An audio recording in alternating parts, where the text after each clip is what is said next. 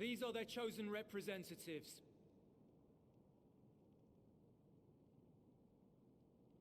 Very well. Let us hear what they have to say. Yes, sir.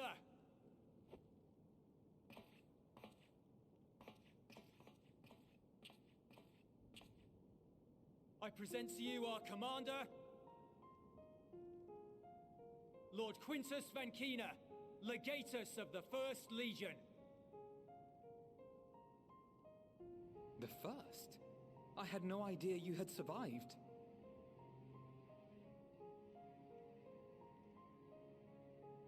We lost our Emperor, our city, more than half our troops. For my wounds, I may never take the field again.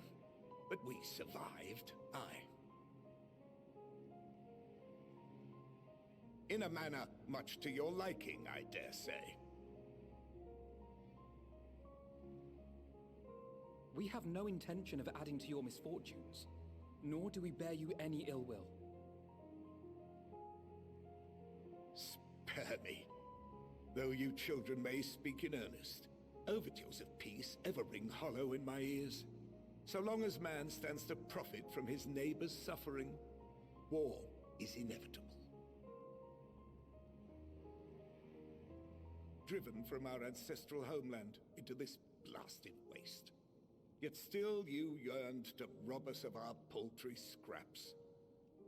'Twas only with Magitech that you learned to keep your distance. Though we knew it was only a matter of time before you regrouped and returned. Conquest and empire were our only defenses. Emperors Solus and Varus understood this, and through their campaigns saw us grow and prosper. Much blood has been spilled in Garlemald's name, aye. But if it is a choice between yours and mine, then it is hardly a choice at all. I do not deny that a great many conflicts throughout history were driven by the desire or necessity to gain by another's loss. That is not why we are here.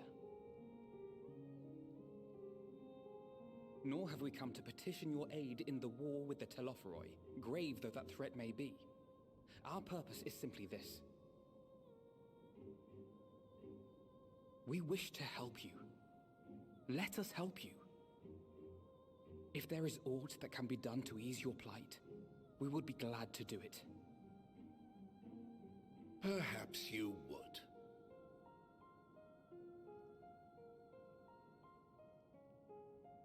But regardless of the ideals you espouse, your leaders would not send an army into Garlemald if they did not stand to benefit.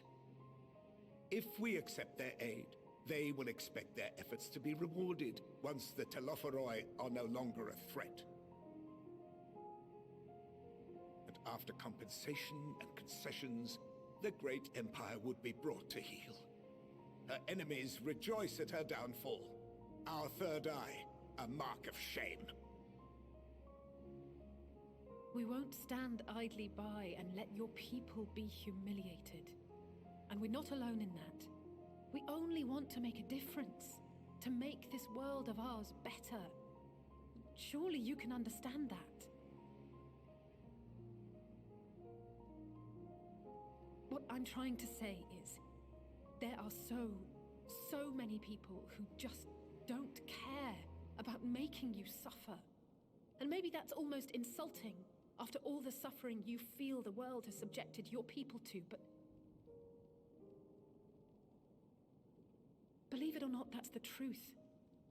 And now we're here, and all we're asking is for you to tell us what you want, what you hope for. So much blood has been shed, so much lost. All because of this endless war. Who wouldn't want to end it? Can we not work together to face our problems as one?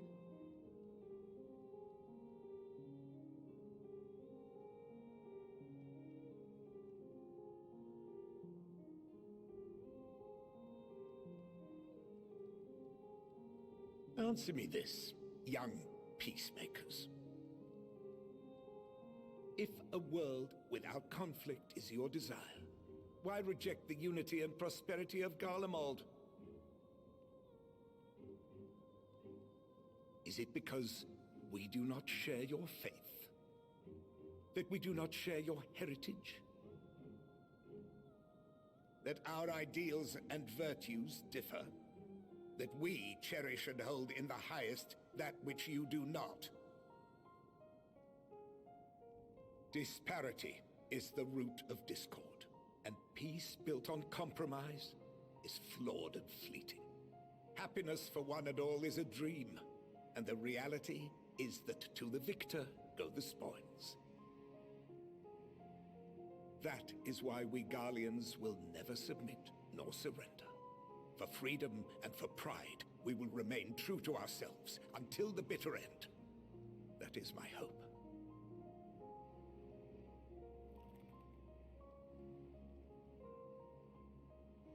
It seems there is nothing more to say on the matter.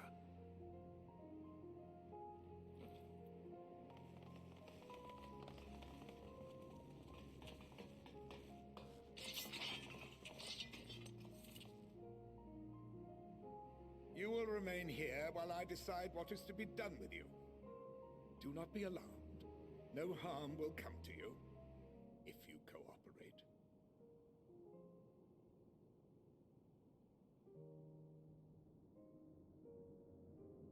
We will not resist.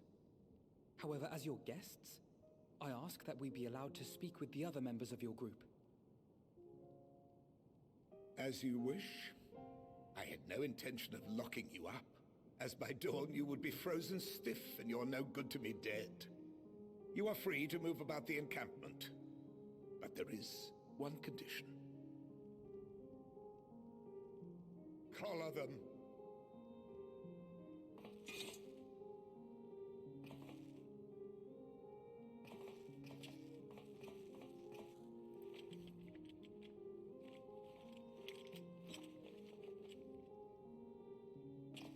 What are these?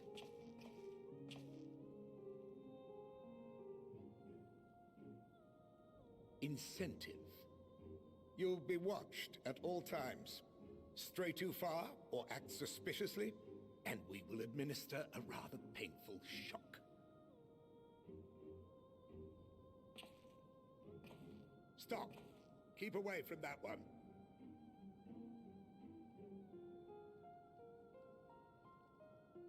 The champion of Eorzea is not so easily cowed.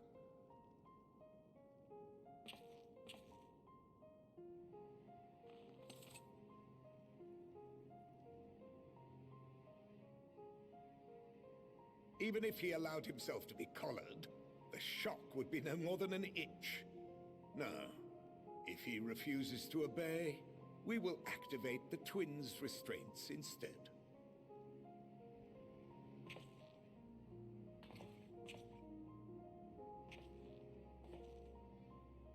You needn't worry about us.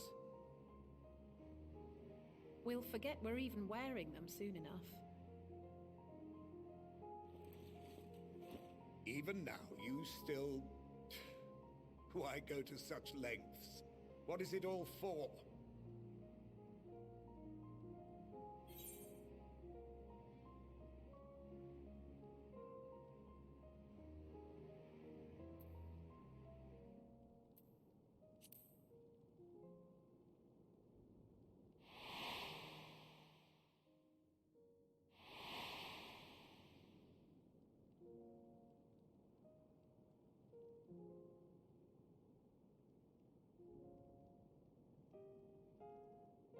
You are a curious one. A far cry from the merciless barbarian others paint you to be. You will be their warden. Take them away. Yes, sir.